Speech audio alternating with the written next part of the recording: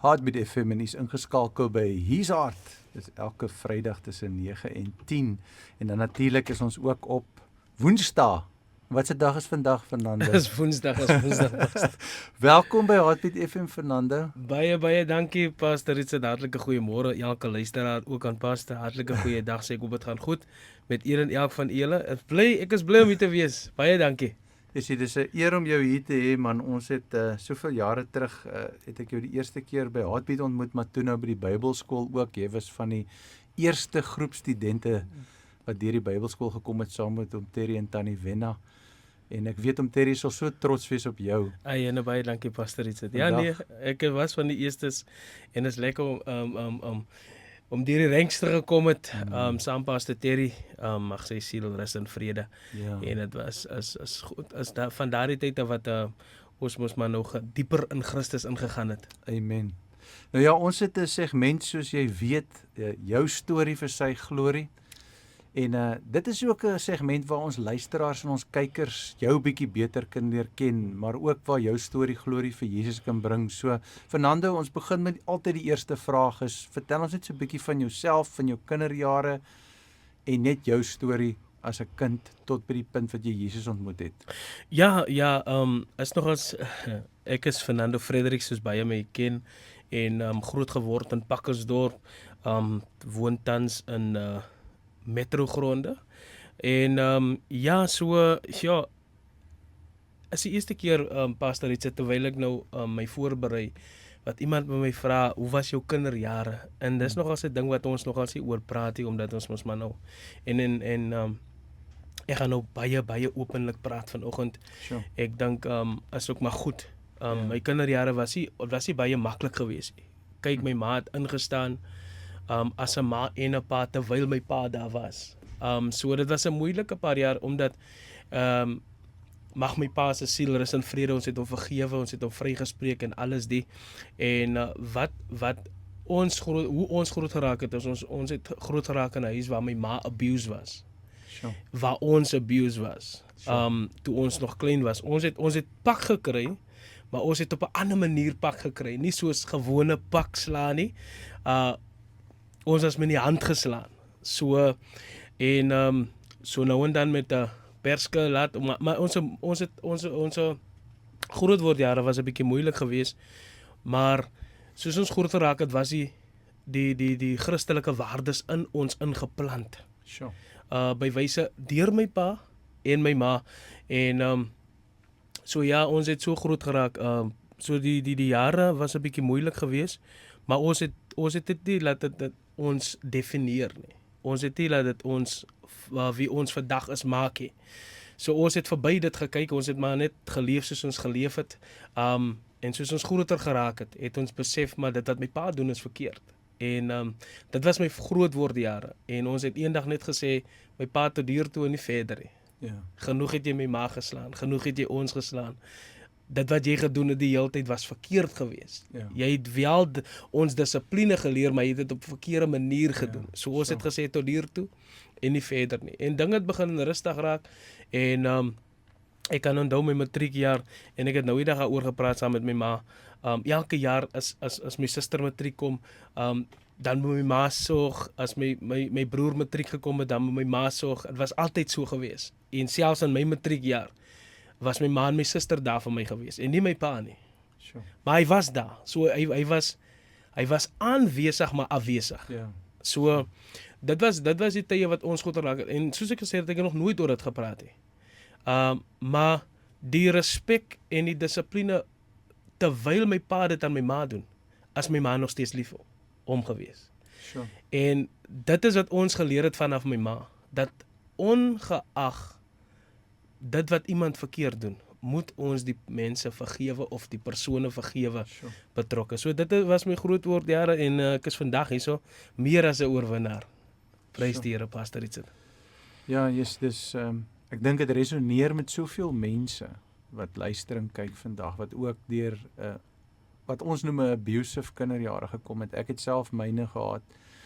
Jy weet, en dit maak 'n kind kwaad.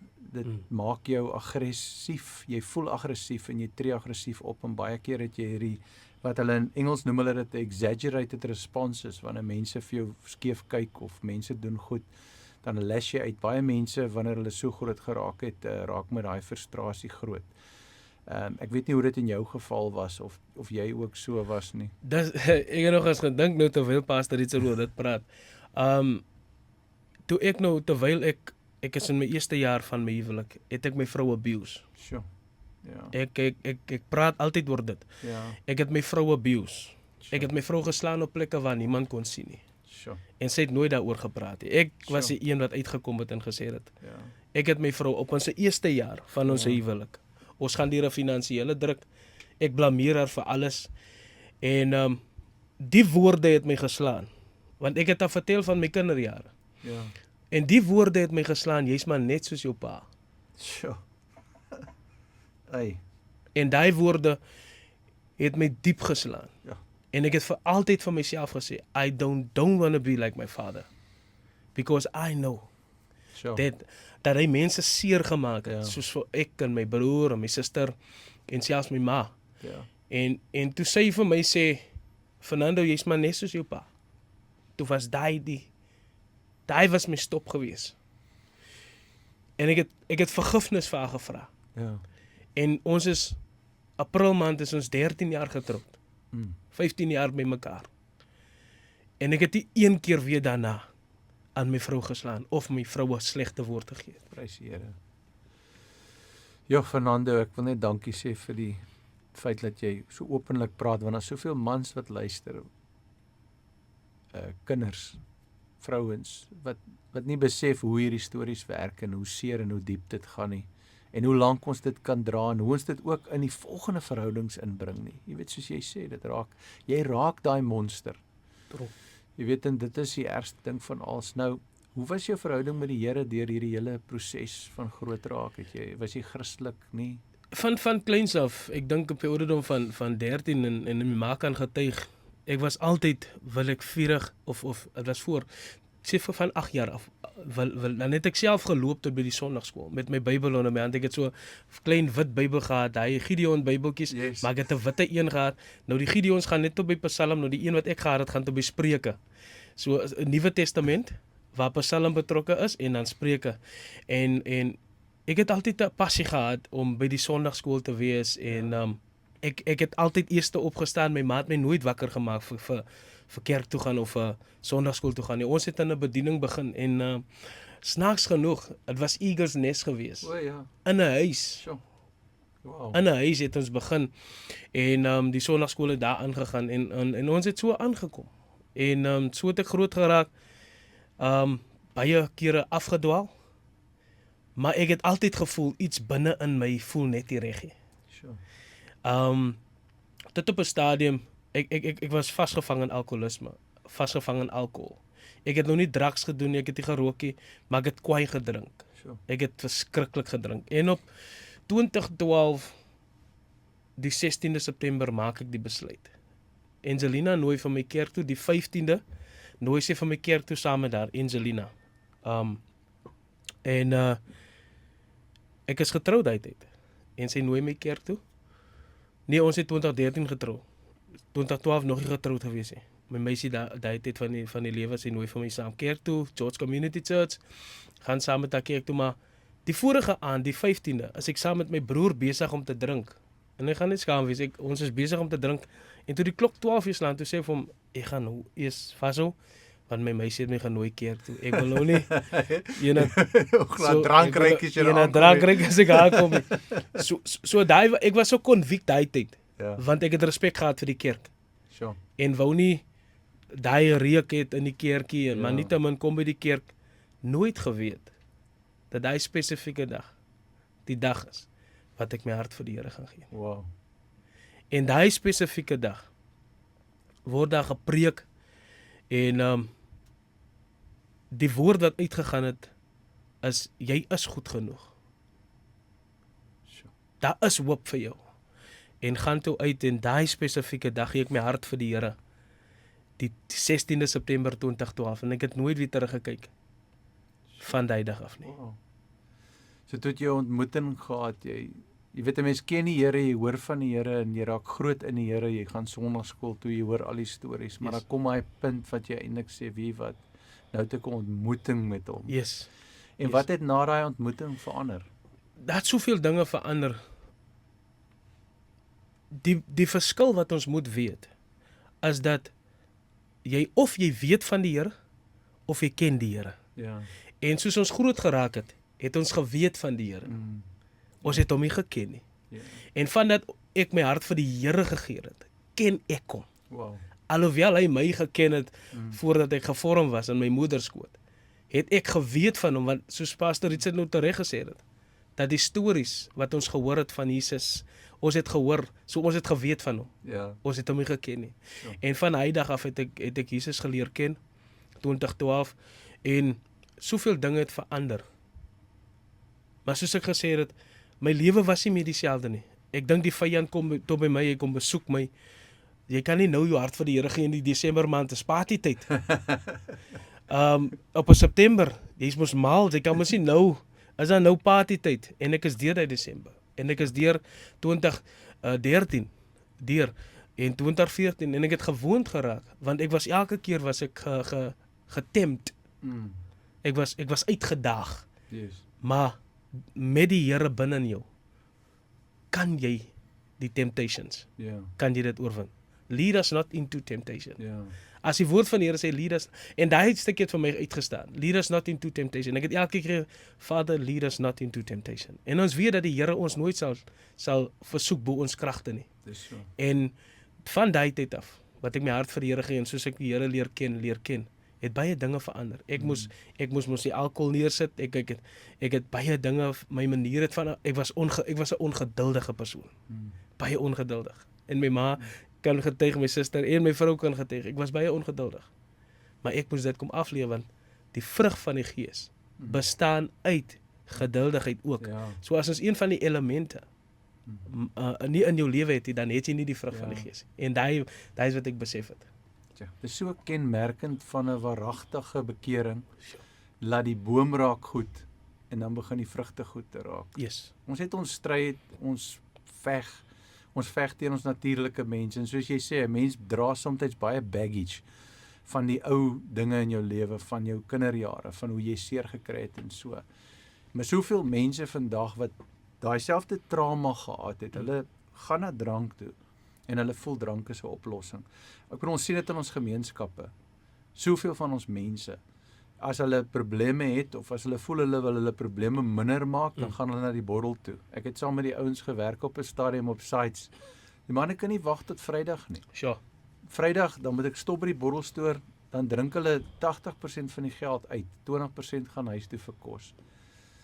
Wat sou jy vir iemand sê wat vandag luister, wat vas is in dwelms of in drank, en vassit in hierdie verslawingssiklus? Ek kan dit vir so 'n persoon sê, veral wanneer dit kom by alkoholisme. Ek het die ondervinding. Ek weet wat dit maak aan families. Sure. En baie kere dink ons drugs en die goedes wat die ouens gebruik Ja. is gevaarlik, maar alkohol is 'n verwoester. Ja. Jy bou dinge op in jou nugterskap. Ja. En ek praat uit ondervinding uit. Ja. Jy bou dinge op in jou nugterskap, en wanneer jy dop in het, Ja. dan bars alles uit. Ja. Wat jy wou gesê Ja. het, of wat jy nie wou sê in jou nugterskap nie. Nou is amper soos nugter skryf op, daai was die gesegde, en dronk skryf af. Sure. En dit is net so. Maar vir iemand wil ek daar buite sê, wat vandag my stem hoor, daar is hoop vir jou. Selfs iemand wat vasgevang het is in dwelms. Fernando kan jou nie verlos nie. Ja. Dis net die Here wat verlos. Sure. Amen. Fernando het hom nie self verlos nie. Is net die Here wat hom verlos het. Die probleem wat ons het, Pastor Richard, in vandag se lewe, ons wil eers ons dinge los, en dan wil ons na die Here toe kom. Die Bybel sê daar is geen verlossing sonder bekering nie. Ek moes my eers bekeer om verlos te word. Het ek opgehou die 16de September 2012 om op te drink? Nee, dit was 'n proses gewees. Ek moes vir die Here sê elke keer, Here, ek wil nie meer dit doen nie. Ek wil nie meer dit doen nie. Ek wil nie meer dit doen nie. Ek is nou in U. Sure. Daar is geen verlossing sonder bekering nie. So waar. Ek moes my eers bekeer voordat ek hierdie proses kan vat dat die Here my vernuwe. So jy is 'n nuwe mens, 'n nuwe skepsel wanneer jy in die Here is, maar niemand praat van die proses nie. Dis so. 'n Ou wat rook, wat vandag bekeer, gaan nie môre op 'n rook nie. As 'n proses. Ja. So ek wil vir iemand daar buite sê, wanneer jy in die Here inkom, as 'n proses wat jy deurgaan, 'n proses wat jy deurmaak, maar jy moet ook werk aan jouself. God wil werk aan jou, maar jy moet ook werk aan jouself. En dit begin by jouself. Sure. Ja, dis baie waar hoor. Dat ons daai aksie neem en hom nader, dat ons uitroep, vir hom vra vir hulp, maar laat ons dan soos Fernando sê, dat ons die dinge doen wat ons moet doen. Yes. Dat ons wegbly van daai plekke waar die drank is, dat ons daai drank uit ons huis uithaal, dat ons die praktiese dinge doen wat vir ons gaan help om daai vryheid te beleef. Jy weet nou hoe dit is om vry te wees, en jy weet hoe dit is om elke naweek te drink. Sure. Wat is die verskil? As 'n groot verskil. Ek sit en dink nou terwyl ek verlede week op die rugbyveld is. Jy kan rugby geniet sonder drink. Ja. Ek is 'n rugby liefhebber. Ek is 'n ondersteuner van sport.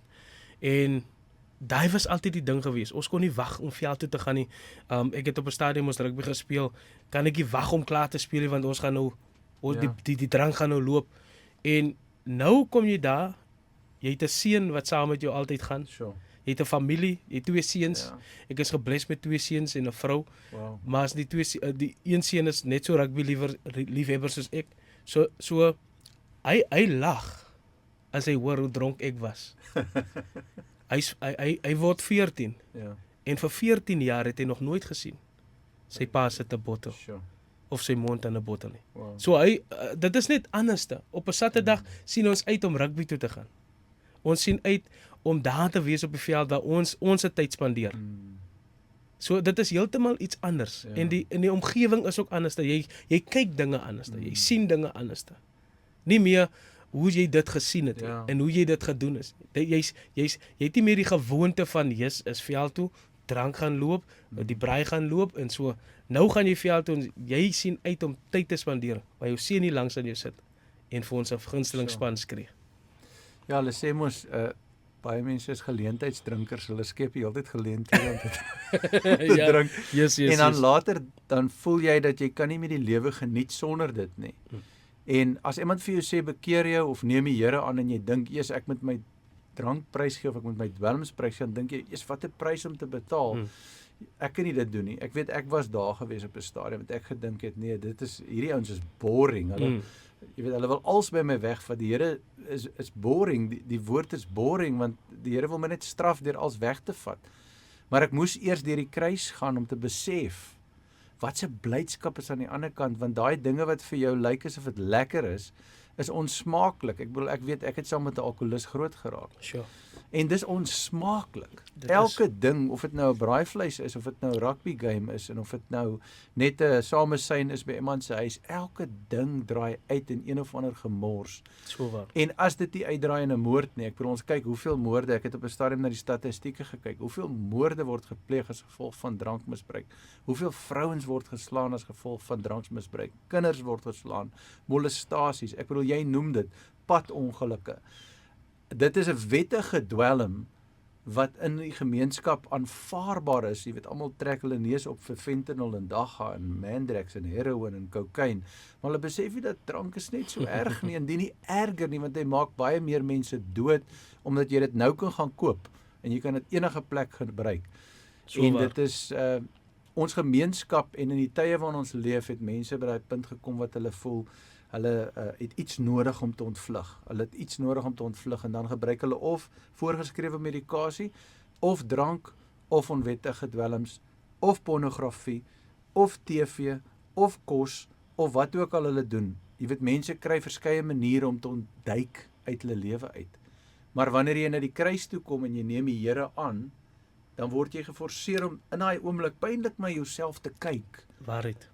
Maar dis 'n sterwe en dis 'n nuwe begin. En dis wat ek sien hierso. Ek hoor 'n pastoor hier vandag praat hier aan die ander kant van die radiostasie. Ek sien 'n pastoor. Hey, pastoor. Ek kan sien wat die Here doen in jou lewe. Nou Amen. vertel vir die mense, hoe lyk 'n verhouding met die Here aan die ander kant van die kruis. Ek bedoel, Yes. jy het nou gepraat van hierdie, jy gaan kerk toe, maar hoe lyk die verhouding? Wat behels dit? Wat dit behels is uithou vermoë. Want daar kom tye in ons lewens.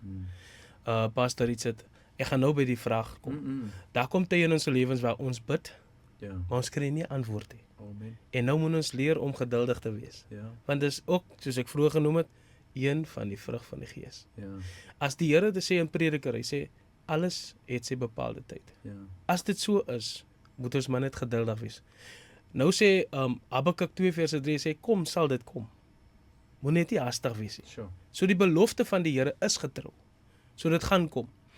Die verhouding is, ek hoor pastor praat van prys gee. Ek kan my net indink, as Jesus nie sy lewe as 'n prys vir ons gegee het, waar sou ons gewees het? Dis waar. So hy het sy lewe afgelê.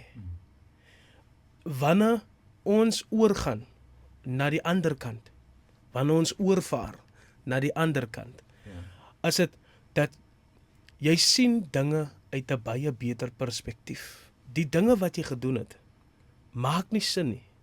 En jy dink vir nou, dit maak vir jou sin. Ek het op 'n stadium seker 'n stuk of 10 vriende gehad. Ek los die drank vir 2 maande en ek sien niemand nie. En my vrou sê vir my, daardie stadium, my meisie, los gou net die drank vir 3 maande, dan kyk jy of daar nog mense by jou huis kom en ek los dit. En dit is net so. En ek begin weer en ewe skielik weer. Wat ek toe besef het, dat wanneer ek oorgaan, wil die Here jou vat na 'n plek toe waar hy jou alleen kan vorm. Sure. En wanneer ons die dag sê, Here, hier is ons gee ons lewe oor, sê die Bybel in Handelinge 1, julle sal krag ontvang wanneer die Heilige Gees oor julle kom. En die krag wat ons het om berge te versit.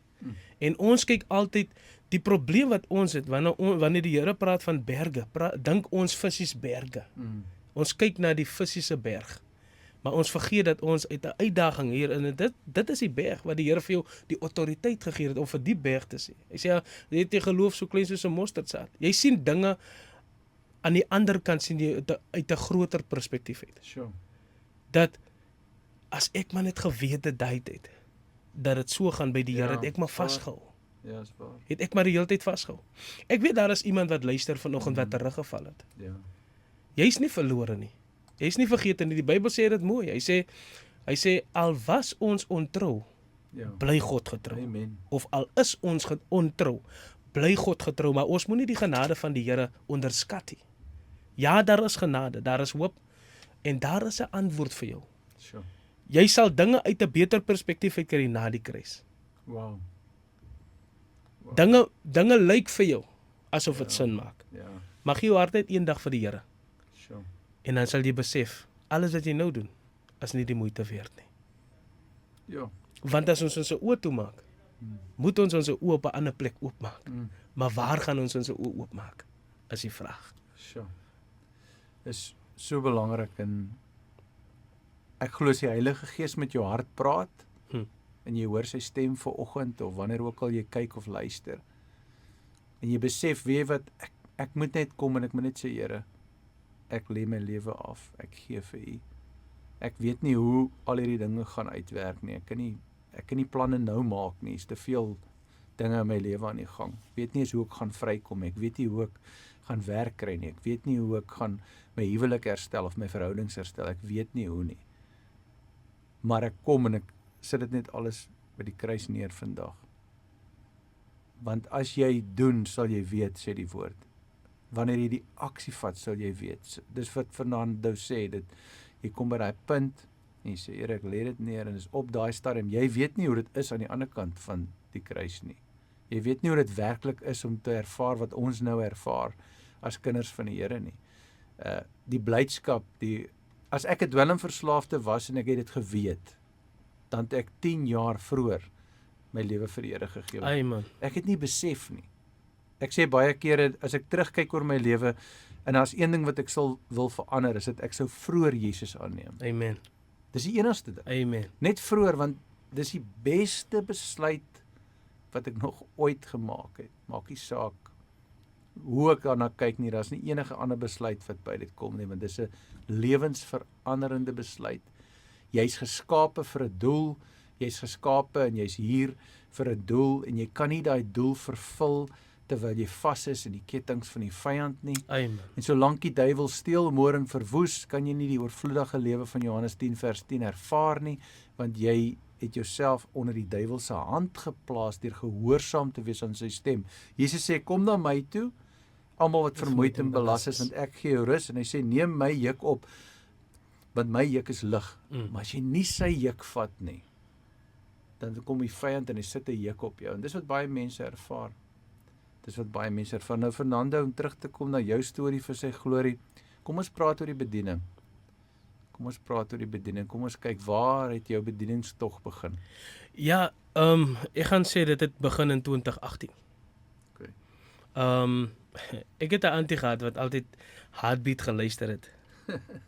Auntie Betsy, mag haar siel rus in vrede. Sure. Auntie Betsy plaatjies in Choppenstraat, in Pakkersdorp. Sy het altyd geprofeteer, of sy het altyd vir my gesê, en dis, ek glo sy het geprofeteer, wat sy gesê het dat, klein pastoor, dis wat sy vir my gesê het, toe ek nog so klein opgeskoot was. Sy het altyd vir my gesê, even toe ek so groot was, Jo. het sy vir my gesê, klein pastoor. Amazing. En ek het nie besef wat sy gesê het. In 2018 besluit ek, is dit 2018? 2018, Ja. die Bybelskool. Ja.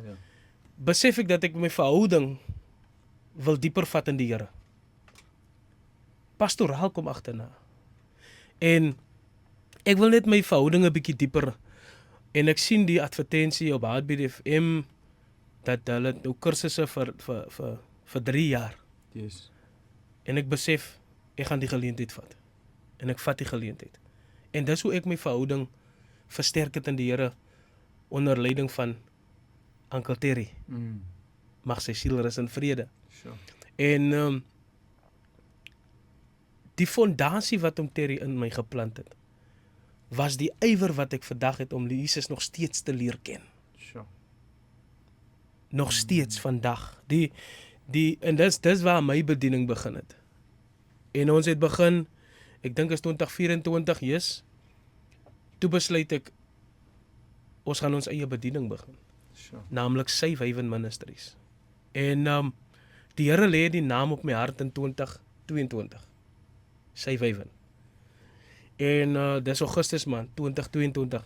2023 het gekom en ek besef, Safe Haven lê sterk op my hart. En ek begin die 7de Januarie 2024 begin ons eie bediening, naamlik Safe Haven. En ons vra by die Here, wat wil U hê moet ons vir U doen? Sure. Want ons vra altyd, Here doen dit vir my, Here doen dat vir my.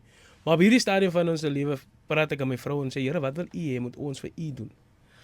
En die Here sê, kry die skape by mekaar. Nou Safe Haven beteken is 'n veilige vesting. Met ander woorde, jy gaan nie verlang daar wees nie. Amen. So ons het op 'n stadium was ons vol gewees. Die kerk was vol. En soos die mense gegroei het mense begin in weg beweeg. En ons het vir die Here, ons was op 'n stadium, het ons 'n bietjie kwaad geraak vir die Here. Ja. Mense kom net en vat advantage, toe sê die Here nee. Hulle vat nie advantage nie. Julle is geroep om mense te herstel.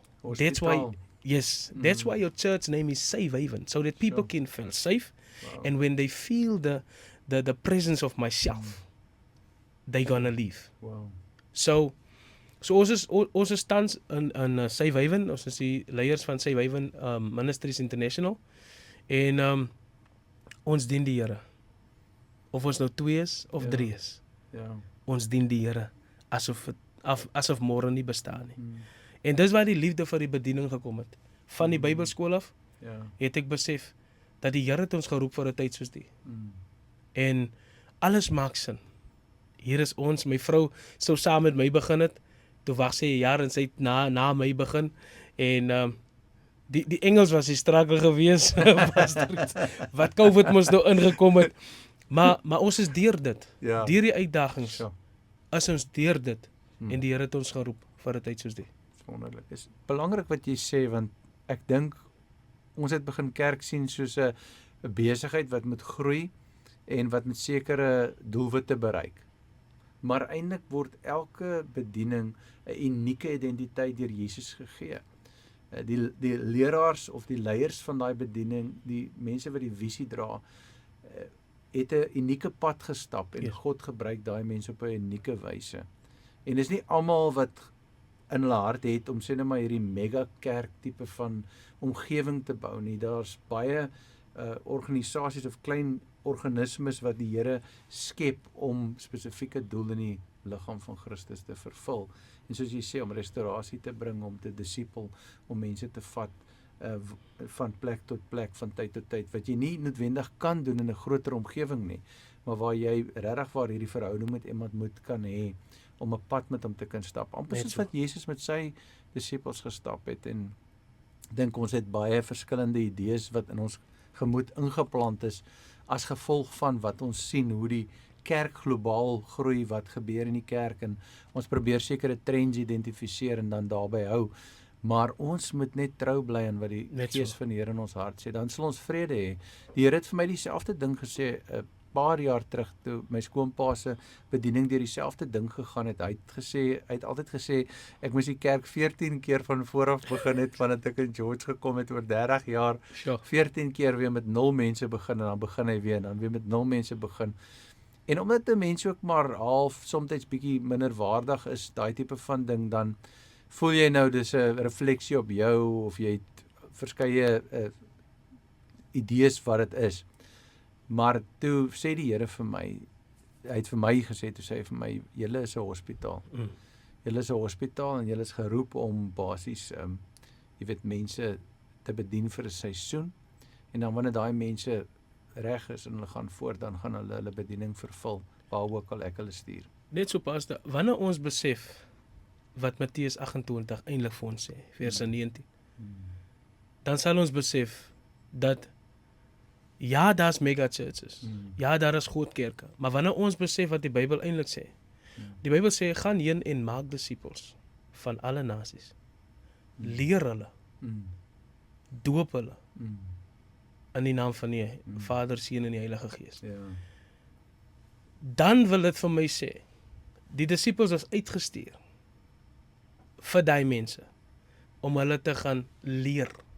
So wanneer hulle klaar die lering het, doop hulle. Met ander woorde, gaan gee vir hulle vlerke, want hulle gaan nie vir altyd by jou wees nie. Ja.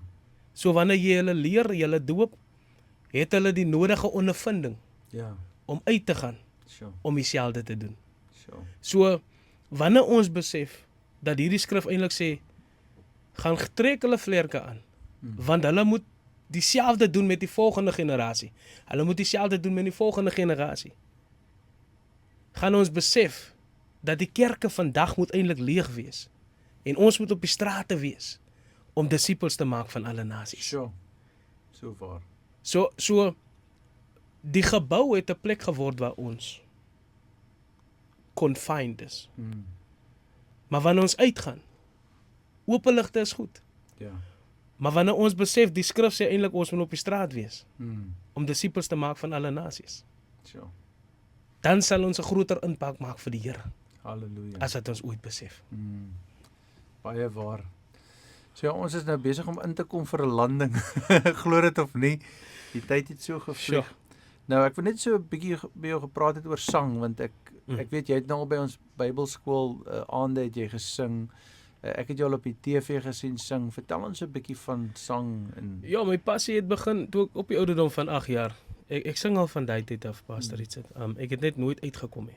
En toe ek op skool kom, het ek nou, op hoërskool kom, het ek maar nou uitgekom en ek begin in sekulêre musiek gesing.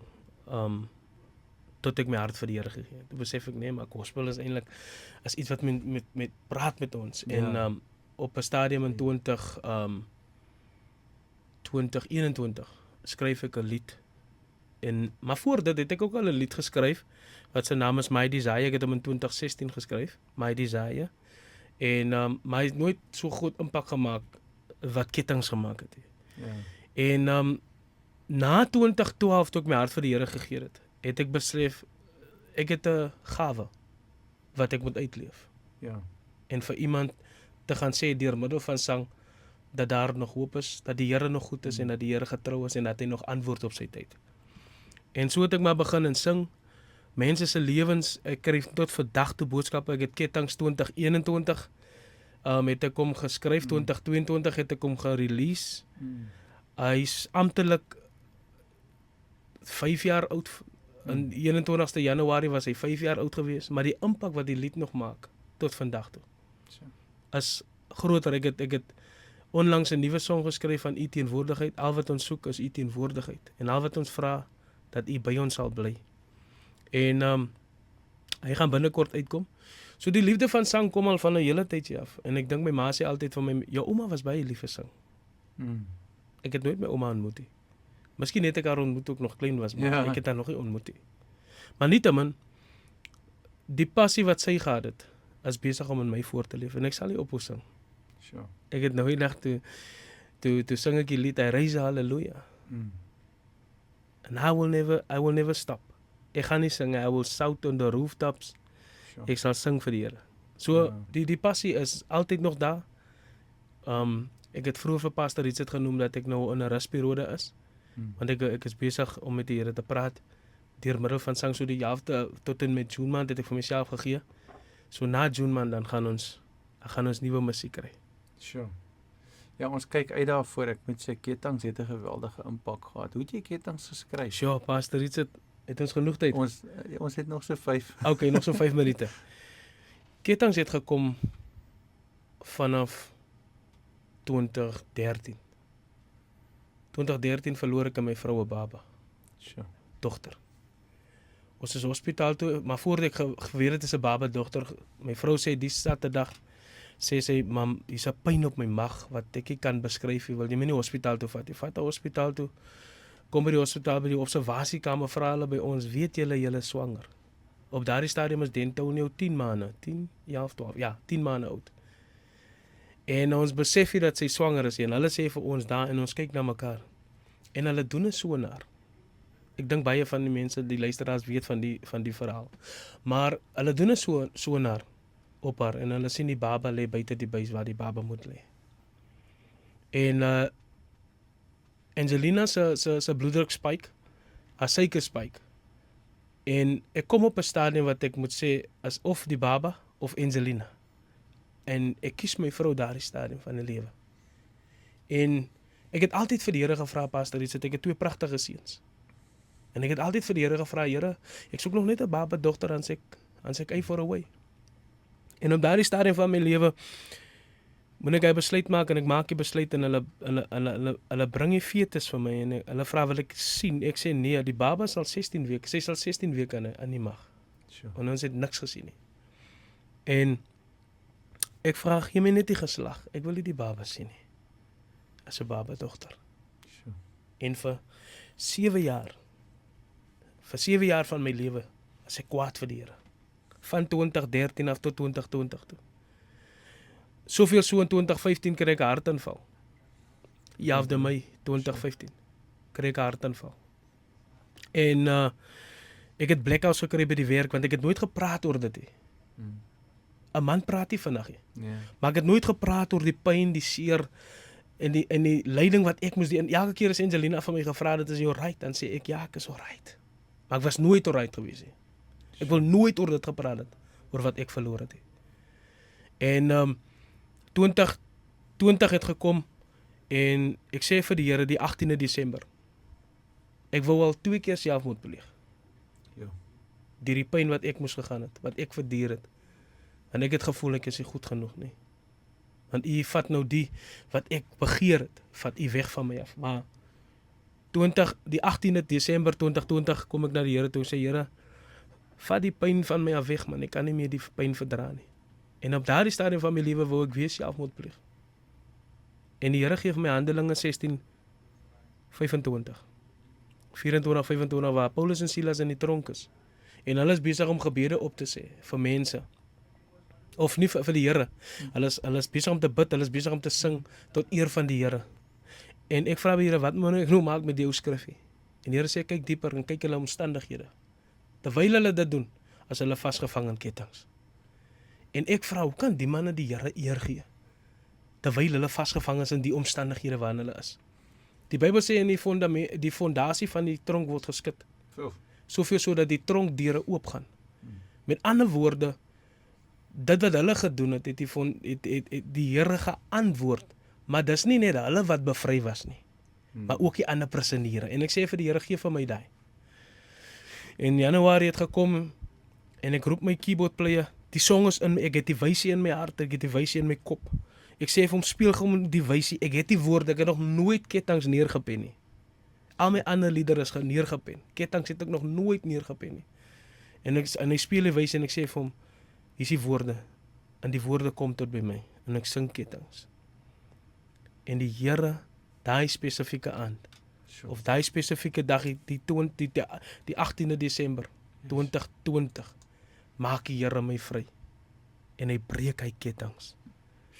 En ek kry tot vandag toe nog mense wat sê die lied is net iets anders.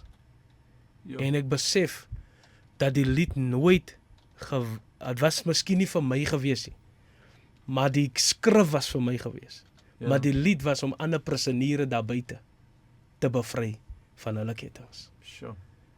En dis waar ketTINGS vandaan kom. Wow.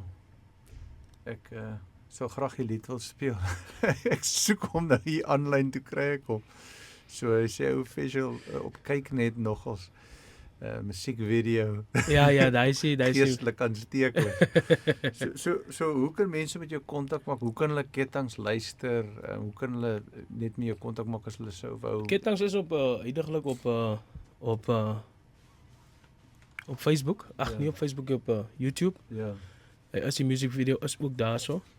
Maar die mense kan kontak maak met my by 062 206 9967. Dis 062 206 9967.